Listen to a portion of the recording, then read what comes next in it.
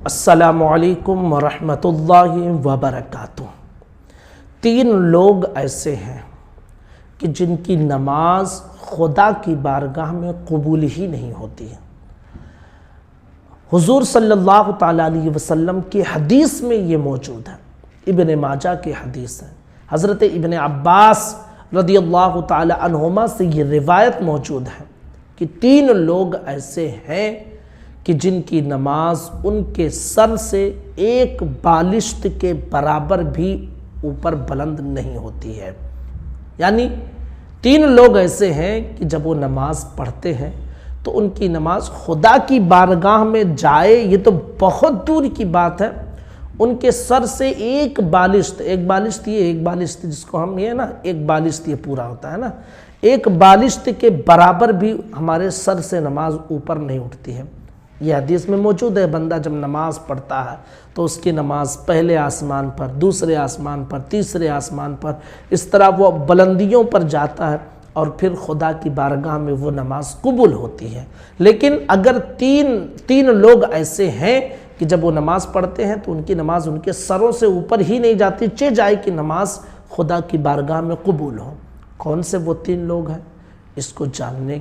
اور سمجھنے کی کوشش کریں۔ نمبر 1، ایسا امام کہ جس کو لوگ ناپسند کرتے ہوں۔ یہ میں مفہوم پورا بتا رہا ہوں، یعنی کوئی ایسا مسجد کا امام ہے کہ جو مجرم ہے، شریعت کے خلاف اس کے قدم اٹھتے ہیں اور شرعی خرابی اس کے اندر موجود ہے، جس کی بنیاد پر اس کے مقتدی اس امام کو ناپسند کرتے ہوں اور پھر وہ امام نماز پڑھاتا ہو، تو پھر ایسے امام کی نماز اس کے سر کے اوپر ایک بالشت کے برابر بھی نہیں پہنچتی ہے، چہ جائے کہ خدا کی بارگاہ میں قبول ہو۔ آج ایسے لوگ بھی ہیں کہ جو شریعت کے خلاف جاتے ہیں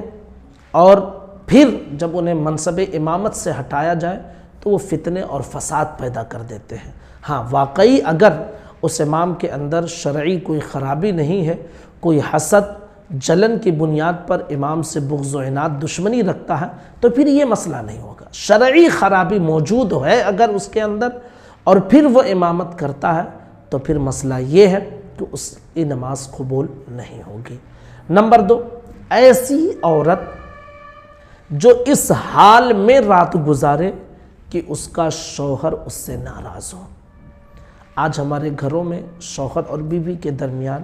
چھوٹی چھوٹی باتوں میں بھی جو ہے اختلافات ہو جاتے ہیں، لیکن ان اختلافات کو، اس جھگڑے کو، اس بات کو ہمیں بڑھانا نہیں چاہیے،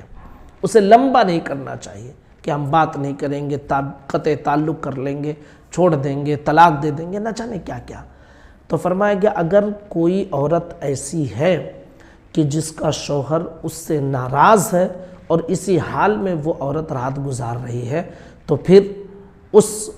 عورت کی نماز خدا کی بارگاہ میں قبول نہیں ہے، بلکہ ایسی عورت کے بارے میں تو حدیث مبارکہ میں بخاری شریف وغیرہ میں موجود ہے کہ اللہ کے مقدس فرشتے ایسی عورت پر لعنت و پھٹکار بھیجتے ہیں۔ تو میری بہنیں، ان سے گزارش کروں گا کہ اگر شوہر سے کچھ ایسے معاملات ہو جائیں تو آپ بڑھ کر خود ہی اس کو ختم کرنے کی کوشش کریں اور شوہر کو ناراض کر کے رات ہرگز نہ گزاریں۔ نمبر 3، 2 ایسے بھائی کہ جو ایک دوسرے سے قطع تعلق کرتے ہوں، یعنی چاہے وہ سگے بھائی ہوں یا مسلمان بھائی ہوں، اگر آپس میں